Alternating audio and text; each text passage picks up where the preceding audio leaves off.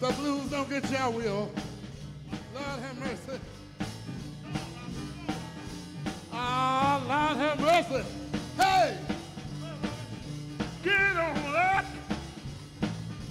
Get on up, y'all. Get on up. Come on. Get on up.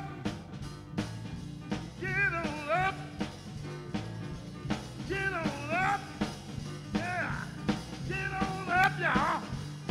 Yeah, get on up. Hey, get on up. Hey, hey. Get on up, y'all. Get on up.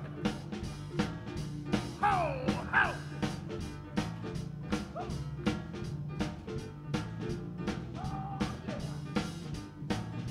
Get on up, y'all.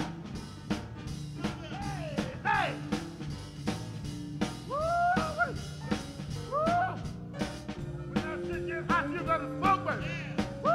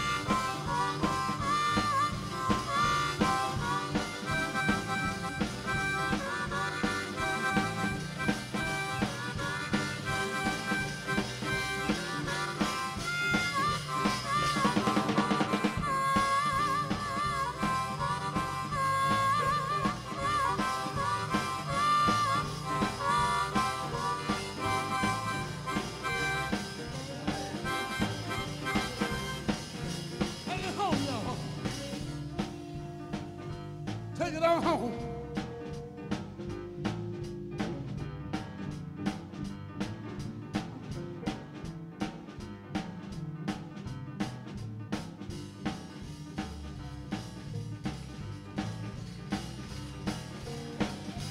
Mr. Crazy Marvin, ladies and gentlemen, yeah.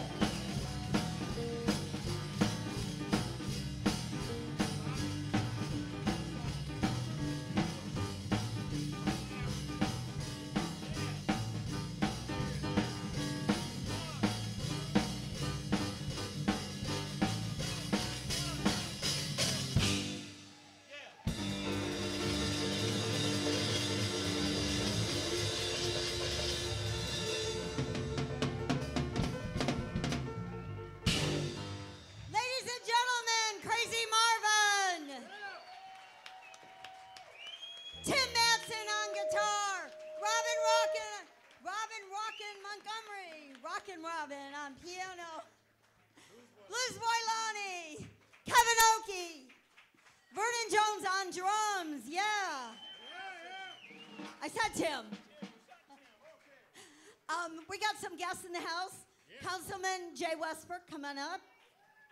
Kim, where are you, Kim?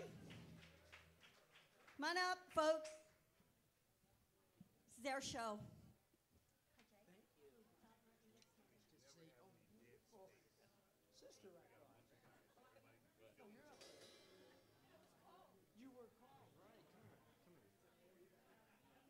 All right, everybody, this is between the artist.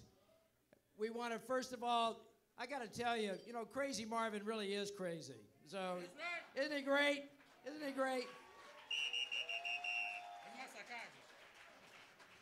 And let's hear it for the wonderful band here, the Willis House Band. All right.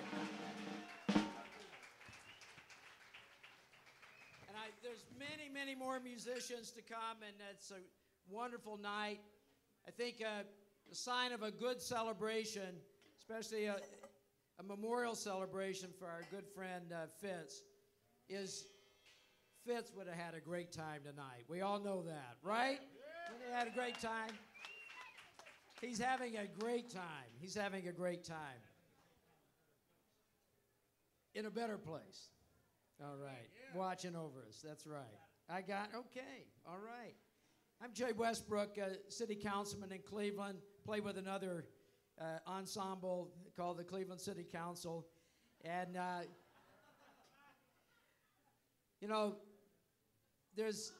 know this is on everybody's mind. Fitz was a pretty straightforward guy. And what I came to learn is that he saw the blues as telling the truth. And his job, like that of a musician, is to channel that blues. And he was able to do it like a musician, but to people like me who, not musicians, enjoy the music, and every show was a class. You didn't have to take notes, you didn't get a quiz, but you learned so much. And I'll tell you, this is my opinion, WCPN made a big mistake, going a different way than Fitz was going. A lot of bands have had a lot of wonderful musicians who were a little tough at times, but they stuck with them, and the bands were all the better for it. So that's just my opinion. But I'm going to share with you one story about Fitz. When WCPN was doing on-air fundraisers, when they first started out, a lot of my councilmen would go on the news show or go on a talk show or something and do some fundraising. And Fitz and I had come to know each other, and he asked me, he says, I hate politicians, but would you come on the show with me? And I'd come on, and we would reach out to people, and people would call in and say, who the hell is this councilman on here trying to rev up money for WCPN? So it was a little bit of a different mix. But if you ever did an interview or ever sat down and talked to Fitz, he was like a fabulous curveball pitcher. You never knew where he was coming from. So I'm sitting there, we're talking about how great the blues is, and Robert Lockwood and I are both from Arkansas, so we always would talk about Robert Lockwood. And I'm thinking, this is really going pretty well. The phones are ringing. Then Fitz says, well, tell me, Westbrook, did you ever inhale? And I said, well, only right now when I take a deep breath. So thinking of all those thousands of people out there listening, I'd say, Fitz got me again. He got me again. I didn't know what to say about that one. So let me tell you this. The Cleveland City Council rarely agrees on anything, but we do agree that Fitz, that our community is a much, much better place because Michael Fitzpatrick has graced us with his presence. So come here, this is Kim's part.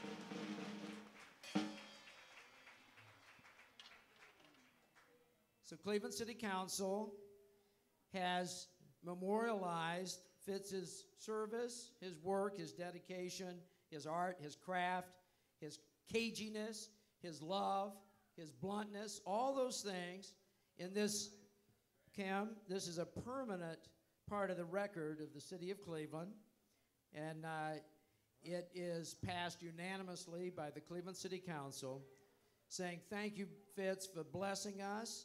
Thank you for being such a strong part of us, and we know Fitz is always with us. We love you. We love you.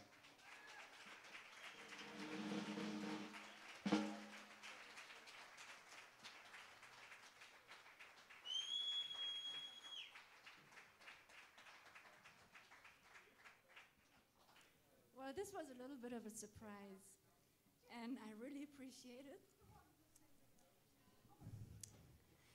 Very, very much, and I know Fitz appreciates it. And I just want to use this as an occasion to remind everybody to appreciate the people that are around while they're living and to give the most support to those around you. And on a lighter note, I'm supposed to remind you of a few things. Oh yeah, there's free pictures here if you want to pick up on one. It's a Robert with Fitz that was taken in, I think it was 97. Actually, I took it, I should remember, but it was in Memphis, Tennessee when we went to go to the W.C. Handy Awards.